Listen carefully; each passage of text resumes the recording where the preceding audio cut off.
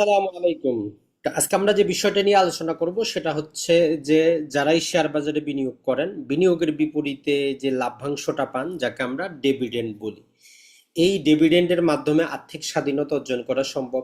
এই ডিভিডেন্ডের মাধ্যমে প্রতি মাসের আপনার খরচ চালানো সম্ভব। আর শেয়ার বাজারে যদি আপনি দীর্ঘমেয়াদী ইনভেস্টমেন্ট করতে চান তাহলে কিন্তু এই ডিভিডেন্ড সম্পর্কে আপনার জানতে হবে যে ডিভিডেন্ড জিনিসটা কি, কিভাবে দেয়, কতটুকু দেয়, রেকর্ড ডেটটা কি, এজিএম ডেট কি, পেমেন্ট ডেটটা কি, ডিক্লারেশন ডেটটা কি, কত পার্সেন্ট দিবে, ভ্যাট কত পার্সেন্ট, ট্যাক্স কত পার্সেন্ট। তো টোটাল জিনিসটা জানার জন্য আশা করি আজকের এই 10 থেকে 15 মিনিটের ভিডিওটা যদি আপনি দেখেন আশা করি অবশ্যই উপকৃত হবেন। আর একটা জিনিস মনে রাখবেন, আসলে শেয়ার বাজার একটা জ্ঞান নির্ভর জায়গা। সেটার মধ্যে ফান্ডামেন্টাল অ্যানালাইসিস অবশ্যই আপনাকে জানতে হবে যদি আপনি দীর্ঘমেয়াদী ইনভেস্টর হইতে চান। পাশাপাশি আপনি যদি কম সময়ের জন্য ট্রেডিং করে লাভও করতে চান আপনার কিছু টেকনিক্যাল নলেজ দরকার।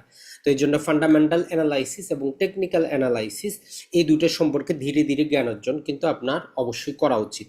এটার জন্য ইউটিউবে কিছু ভিডিও দেখতে পারেন, কিছু বই পড়তে পারেন, অথবা আমাদের পেইড কোর্স আছে সেই ভিডিওগুলো কিন্তু দেখতে পারেন। মনে রাখবেন, যেখানে আপনি 10, 20, 50 লাখ টাকা ইনভেস্ট করবেন তার জন্য 5-10 হাজার টাকা খরচ করে নিজেকে আলোকিত করার কোনো বিকল্প নাই। আর এটা এমন একটা নলেজ, এগুলো যদি আপনি নিতে থাকেন যত দিন যাবে আপনার শারীরিক কর্মক্ষমতা কমবে কিন্তু আপনার এই যে মাথার মধ্যে ইন্টেলিজেন্সটা কিন্তু বাড়তে থাকবে। এটা আপনি বৃদ্ধ বয়সে বসে বসেও কাজটা কিন্তু করতে পারবেন। তো চলুন দেখা যাক। আজকে আমরা ডিভিডেন্ড বিষয়ে আলোচনা করব। প্রথমেই প্রাইম ব্যাংকের ডিভিডেন্ডটা দিয়েছে, তো এর নোটিশটা আমরা দেখি তাইলে আপনি বুঝবেন যে ডিভিডেন্ডটা আসলে কিভাবে দেওয়া হয়, এর ডেটগুলো সম্পর্কে আপনি কিছুটা হইলেও ধারণা নিতে পারবেন। তো চলুন প্রথমে আগে প্রাইম ব্যাংকের আমরা ডিভিডেন্ডের বিষয়টা একটু দেখার চেষ্টা করি। তো প্রাইম ব্যাংক যেটা, তাদের রেকর্ড ডেট হচ্ছে দেখেন 28/4/2026। তার মানে 26শে এপ্রিল হচ্ছে তাদের রেকর্ড ডেট। তাহলে এই রেকর্ড ডেটটা কি আজকে আমরা বুঝবো। এরপরে তাদের এজিএম হচ্ছে 21শে মে, তার পরের মাসে। টাইম দেওয়া আছে, ভেন্যু দেওয়া আছে। এখন এজিএম জিনিসটা কি, এজিএম এ কি করা হয়, রেকর্ড ডেটটা কি, রেকর্ড ডেটে শেয়ার থাকলে আপনার কাছে শেয়ার আসবে আসবে কি না, এই বিষয়টা আপনাকে জানতে হবে। তো তারা সবচেয়ে ম্যাক্সিমাম পরিমাণ 30% তারা ডিভিডেন্ড ঘোষণা করেছে। আর এর মধ্যে 25% হচ্ছে নগদ টাকা, আর 5% হচ্ছে স্টক ডিভিডেন্ড। তো ব্যাংকটা ভালো করেছে। তো যারাই ভালো ব্যাংকের শেয়ারে বিনিয়োগ করতে চান আমাদের প্লে লিস্টে ভিডিও আছে, অবশ্যই দেখে নেবেন। আমরা বলি যে যাতে একটা আপনি বিগত 5 বছরে দেখবেন যে একটা ব্যাংক অথবা যে কোনো প্রতিষ্ঠান যাতে তার ইপিএস ধারাবাহিকভাবে বৃদ্ধি পায়। দেখেন 2024 সালে তার শেয়ার প্রতি ইপিএস ছিল 6 টাকা 47 পয়সা।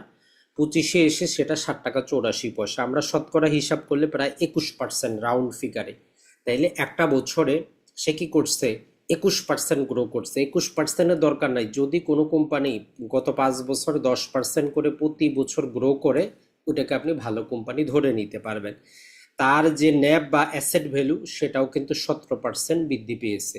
আর যে নেট অপারেটিং, যার যেই নেট অপারেটিং ক্যাশ ফ্লো পার শেয়ার, এটা জিনিস মনে রাখবেন, কোম্পানি বিক্রি করতে পারে তার কাছে টাকা আসছে কিনা, লোন দিতে পারে লাভটা আসছে কিনা। তো প্রতি শেয়ার প্রতি গত বছর মাত্র 2 টাকা 90 পয়সা তার কাছে কি ছিল, নগদ টাকা ছিল। কিন্তু এইবার সেটা যদি দেখেন 58 টাকা, প্রায় 1900% রাউন্ড ফিগারে বেড়েছে। তার মানে ব্যাংকটা একটা শক্তিশালী কিন্তু ব্যাংক। তো যাই হোক, চলুন আমরা দেখার চেষ্টা করি তাহলে আমাদের ডিভিডেন্ড জিনিসটা কি। তো একটা জিনিস আগে মনে করার চেষ্টা করেন, আপনি আমি যদি যে কোনো একটা যদি কোম্পানি করি, কোনো একটা ব্যবসা করি, ধরেন যে এবিসি একটা কোম্পানি আমি খুললাম। এখন নর্মালি যেটা হয় আমার বাংলাদেশে, আমি টাকা ইনভেস্ট করি, আমি নিজেই কোম্পানিটা চালাই, নিজেই ব্যবসা করি, নিজেই সিইও, নিজেই এমডি। কোম্পানি ধারণা এরকম না। কোম্পানিতে মূলত যেমন ধরেন যে বাংলাদেশে 13টা মাল্টি ন্যাশনাল কোম্পানি আছে, এদের মালিকরা কিন্তু বাংলাদেশে থাকে না। ধরলাম যে এবিসি একটা কোম্পানি, বা আপনিও একটা পাবলিক লিমিটেড কোম্পানি খুললেন বা প্রাইভেট খুললেন।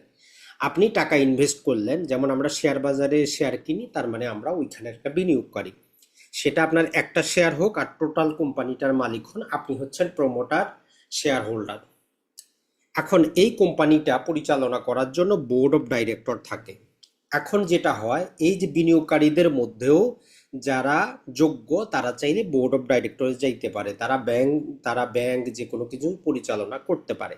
আর বোর্ড অফ ডাইরেক্টর থেকে একজন নেতা থাকেন যাকে আমরা চেয়ারম্যান বলি, এতটুকুই। তো এরা কি করে, মাঝে মধ্যে মাসে 6 মাসে 2 মাসে বৈঠক করে কোম্পানি কিভাবে চলবে, কোনটা অ্যাকুইজিশন করবে, কোনটা করলে ভালো হবে, এই সিদ্ধান্তগুলা নেয়। আর নিত্যদিনের কর্মকাণ্ড পরিচালনা করার জন্য এমডি এবং সিইও থাকে, বাকি অন্যান্য কর্মকর্তা থাকে। এখন একটা কোম্পানির মধ্যে এমডি, সিইও, অন্যান্য কর্মকারীরা তারা স্যালারি পান, যাদেরকে আমরা বেতন বলি।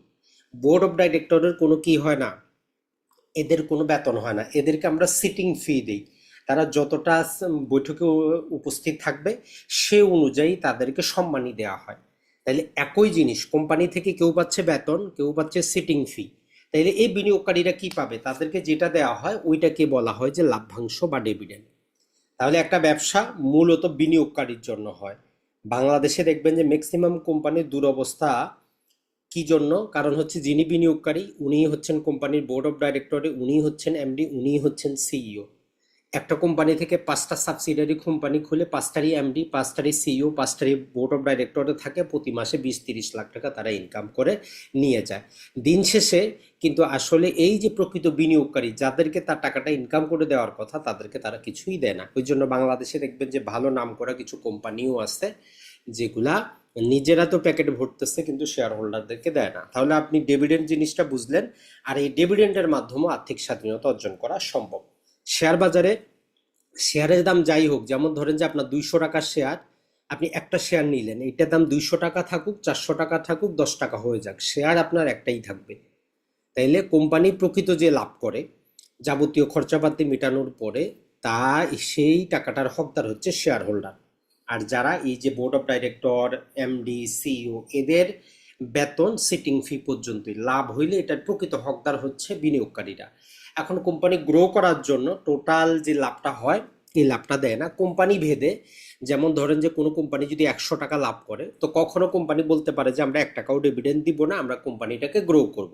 কেউ বলতে পারে যে আমরা 10%, 10 টাকা ডিভিডেন্ড হিসাবে দিয়ে দিই, 90 টাকা আমরা রাখি, বিনিয়োগ করব। যেমন মাল্টি ন্যাশনাল কোম্পানিগুলো তারা কি করে, যেহেতু বিনিয়োগকারীরা বিদেশের, এরা 100 টাকার মধ্যে 98 টাকাই ডিভিডেন্ড আকারে দিয়ে দেয়, মাত্র 2 টাকা তাদের কাছে রাখে। ব্যবসা কিন্তু তাদের ভালো চলতেছে। যেমন মেরিকো, র্যাকেট বেঞ্জার, এটা ছাড়া লাফাজ, এরকম কোম্পানিগুলো কিন্তু আছে। তাহলে আপনি বুঝতে পারলেন কোম্পানি যে লাভ করে ওই লাভের থেকে চাইলে টোটাল টাকাটা অথবা সামান্য পরিমাণ শেয়ার হোল্ডারদেরকে দিতে পারে। তবে ব্যাংক যেগুলো আছে, ব্যাংকের ডিভিডেন্ড দেওয়ার ক্ষেত্রে বাংলাদেশ ব্যাংকের বিভিন্ন প্রকার নিয়ম কানুন আছে। তো এই জন্য ব্যাংকের ক্ষেত্রে আসলে নিয়ম কানুনটা একটু কঠোর ডিভিডেন্ড দেওয়ার ক্ষেত্রে। নর্মালি একটা যে বাংলাদেশের নিয়ম প্রচলিত আছে সেটা হচ্ছে যে যদি কোম্পানি 100 টাকা লাভ করে, ব্যাংকগুলো বাদ দিয়ে 100 টাকা থেকে কমপক্ষে 30 টাকা মানে 30% ডিভিডেন্ড আকারে দিয়ে দিতে হবে। যদি না দেওয়া হয় তাইলে ওই তার টোটাল যতটুকু টাকা সে রেখে দিল, ওই যে বাকি 70% বা 80%, ওইটার উপর সরকার 10% ট্যাক্স আরোপ করেছে। তো এই জন্য বেশিরভাগ ভালো কোম্পানি চায় যে 30% অন্তত ডিভিডেন্ডটা দিয়ে দেওয়ার জন্য।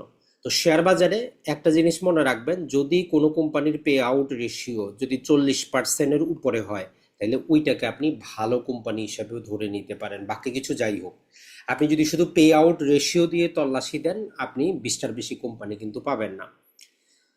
আর যেটা আমরা বলে দিলাম, তাইলে 30% অন্তত দেওয়ার কথা, না দিলে টোটাল টাকার উপর সরকার 10% ট্যাক্স আরোপ করেছে। এখন জাস্ট একটা উদাহরণ যদি আমরা দিয়ে দিই, যেমন ধরেন যে আমাদের এই যে শেয়ারের দাম, একটা শেয়ারের দাম ধরেন 30 টাকা আজকের বাজারে চলতেছে। এখন কোম্পানি ঘোষণা করলো, যেটা কোম্পানি ডিভিডেন্ড ঘোষণা করলো, যেমন ধরেন যে তারা হয়তো বললো যে আমরা মোটামুটি যদি দেখি 20% ডিভিডেন্ড ঘোষণা করলাম, 20% নগদ এবং 5% স্টক। তাহলে শেয়ারের দাম 30 টাকা, তারা 20% ডিভিডেন্ড ঘোষণা করেছে, যার মধ্যে 20% হচ্ছে নগদ আর 5% হচ্ছে স্টক ডিভিডেন্ড। তাহলে এটা একটু বোঝার চেষ্টা করি কিভাবে হয়। নর্মালি বাংলাদেশে শেয়ার বাজারে প্রতিটা শেয়ারের ফেস ভ্যালু হচ্ছে 10 টাকা।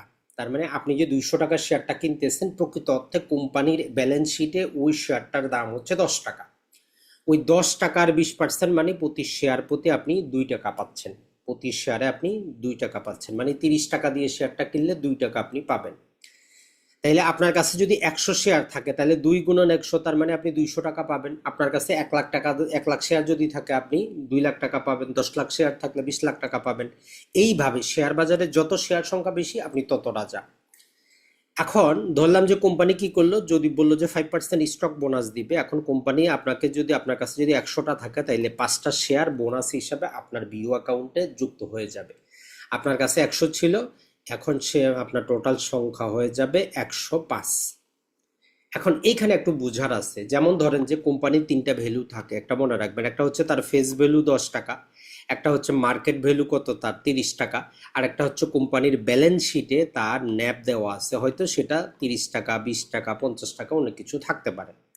এখন কোম্পানি যে এই যে আপনাকে 2 টাকা দিল প্লাস শেয়ার বোনাস দিল, এই টাকাটা কিন্তু এই যে তার 30 টাকা থেকে মাইনাস হয়ে যাবে কবে? রেকর্ড ডেটে। যেদিন রেকর্ড ডেট থাকবে তার পরের দিন এটা স্বাভাবিকভাবে 28 টাকাতে ট্রেড করবে, কারণ 2 টাকা সে দিয়ে দিচ্ছে। প্লাস আরও যে 5% সে কি করছে, স্টক ডিভিডেন্ড দিয়েছে।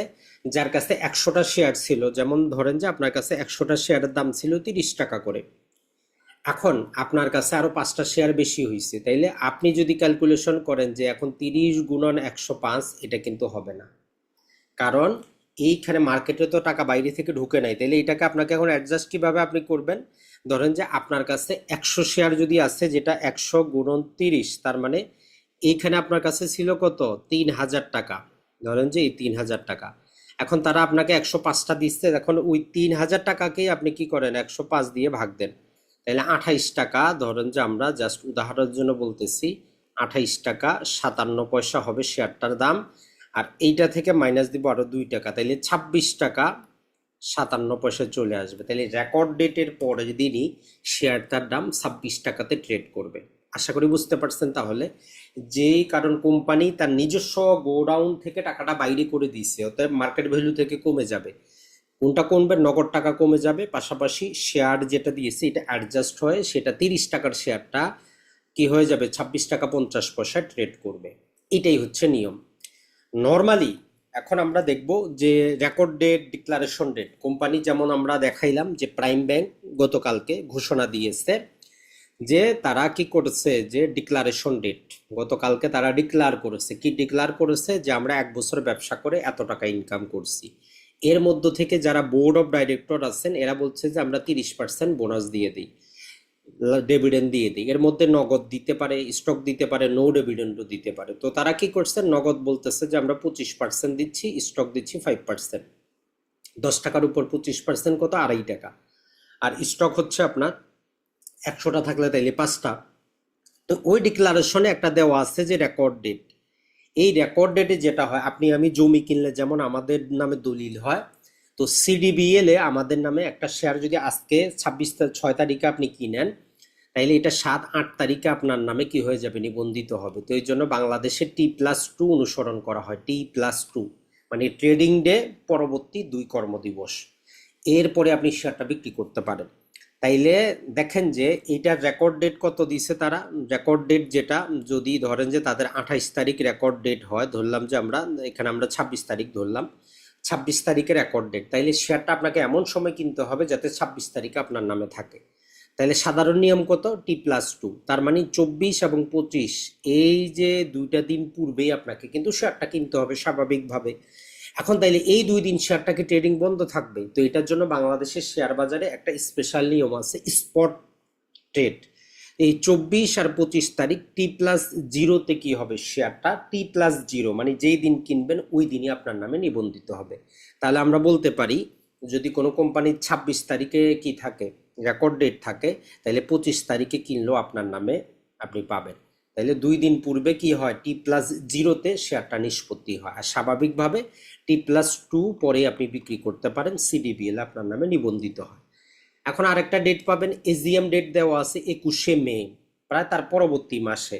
তো স্বাভাবিকভাবে একটা আইন হচ্ছে বিধিমালা, যেই দিন তারা ডিক্লারেশন দিল, যেমন ধরেন যে এই যে আজকে কত 5 তারিখে তারা দিয়েছে, 5/4 তারা ডিক্লারেশন দিয়েছে। স্বাভাবিকভাবে নিয়ম হচ্ছে এর 30 দিনের মধ্যে কি থাকতে হবে, রেকর্ড ডেট থাকতে হবে। তো ওই জন্য তারা হিসাব করে ধরেন যে 26 তারিখে রেকর্ড ডেট রাখছে। তো রেকর্ড ডেটের পরে 30 দিনের মধ্যে তাদের এজিএমটা রাখতে হবে। তো তারা ওই হিসাব করে 21শে মে এজিএম রাখছে। এখন এজিএমে কি হয়, এই এজিএম এর দিন কোম্পানির যারা প্রকৃত মালিক, আপনি যে একটা শেয়ার কিনছেন আপনিও সেখানে যাইতে পারবেন, প্রশ্ন করতে পারবেন। কোম্পানির যারা বোর্ড অফ ডাইরেক্টর আছে তারা আপনার প্রশ্নের উত্তর দিবে, এবং মূল মালিকের ভোটাভুটির মাধ্যমে পরবর্তী বছরের জন্য বোর্ড অফ ডাইরেক্টর, পরবর্তী বছরের জন্য অডিটর, এই যে এত পার্সেন্ট বোনাস যে ঘোষণা করলো এটাতে আপনি এগ্রি আছেন কিনা, মালিক তো আপনি, তারা তো কর্মচারী, তো এই জন্য আপনি ভোট দিয়ে দেন। তবে এখানে একটা নিয়ম হচ্ছে, যেটা যেমন ধরেন যে 25% দিচ্ছে, মালিকরা চাইলে বলতে পারে যে 25% না 20% দেন, তবে মালিকরা 30% বাড়াইতে পারবে না।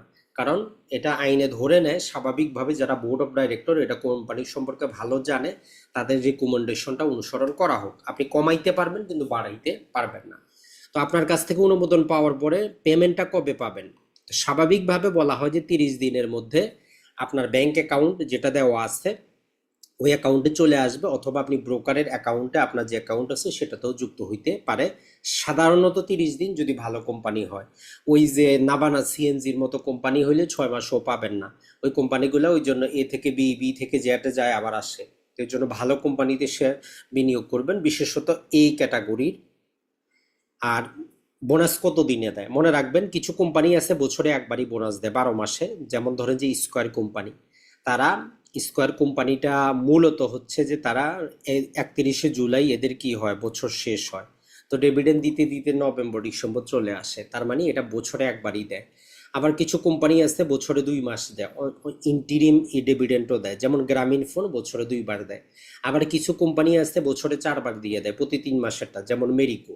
তার মানে ডিভিডেন্ডটা কোম্পানি টু কোম্পানি নির্ভর করে, যে তারা 3 মাসে দিবে, 6 মাসে দিবে, না বছরে একবার দিবে, না সে দিবেই না। এই ডিভিডেন্ডের উপর সরকারের 10% কর আছে, যদি আপনার টিন থাকে, টিন না থাকলে 15% কর কাটে, আপনাকে বাকি টাকাটা দিবে। যেমন ধরেন যে আপনার 1 লক্ষ টাকা আপনি ডিভিডেন্ড পাইলেন, তো সরকার 10% কেটে আপনার অ্যাকাউন্টে 90% যুক্ত হবে, আর টিন না থাকলে আপনার অ্যাকাউন্টে 85,000 টাকা যুক্ত হবে। আপনি সরাসরি আপনার ব্যাংক অ্যাকাউন্টে আসতে পারে, অথবা আপনি যদি ওই যে ব্রোকারের মধ্যে টিক দিয়ে রাখেন, ব্রোকারেজ হাউসেও কিন্তু চলে আসবে।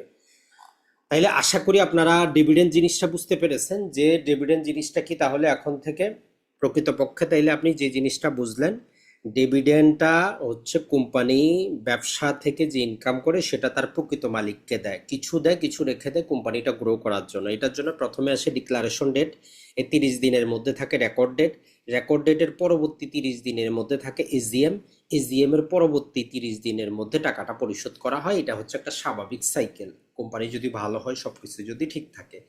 আর বাংলাদেশে আমরা বারবারই আপনারা প্রশ্ন করেন যে ভাই ব্যাংকিং সেক্টরের, আমরা যেটা বললাম 36টা কোম্পানি শেয়ার বাজারে নিবন্ধিত আছে, 5টা ট্রেডিং বন্ধ আছে, আর 31টার মধ্যে মোটামুটি 15টার মতো কোম্পানি হয়তো কি করতে পারবে, ডিভিডেন্ড দিতে পারবে, বাকিগুলো কিন্তু পারবে না। তো শেয়ার বাজারে আমরা বলি আপনি একদম সিম্পল ফর্মুলা অনুসরণ করবেন, যে রিটার্ন অন ইকুইটি আপনার 12% লাগবে, প্রতি বছর তার 10% করে ডবল ডিজিটে রেভিনিউ গ্রোথ হইতে হবে, ডবল ডিজিট করে তার ইপিএস বৃদ্ধি পাইতে হবে। যদি এই সিম্পল 3টা ফর্মুলা আপনি বজায় রাখেন, আর এনপিএলটা 5% কমে হইতে হবে, এই 4টা যদি আপনার বজায় থাকে, আপনি ভালো কোম্পানি পাবেনই পাবেন। যেমন ধরেন যে আমরা এখানে নিয়েছি, এর মধ্যে BRAC bank, EBL, city bank, Pubali bank, Asia, prime bank, trust bank, Uttara bank, এখানে টোটাল 8টা ব্যাংক আছে।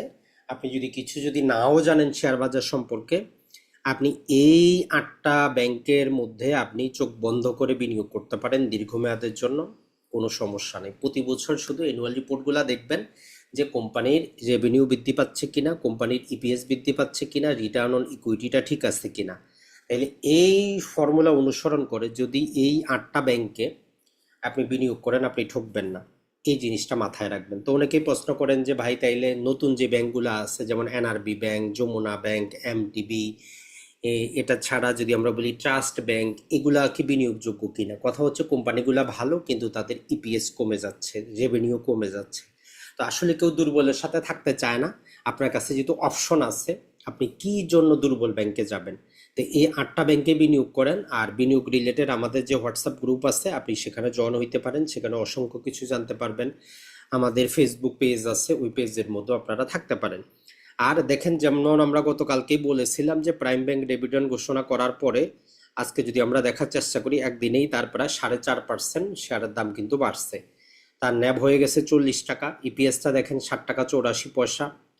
আর তার দেখেন যে এই যে 25% ক্যাশ, 5% স্টক ঘোষণা করছে। তো এইখান থেকে কিন্তু আপনি টোটাল জিনিসটা কিন্তু পেয়ে যান।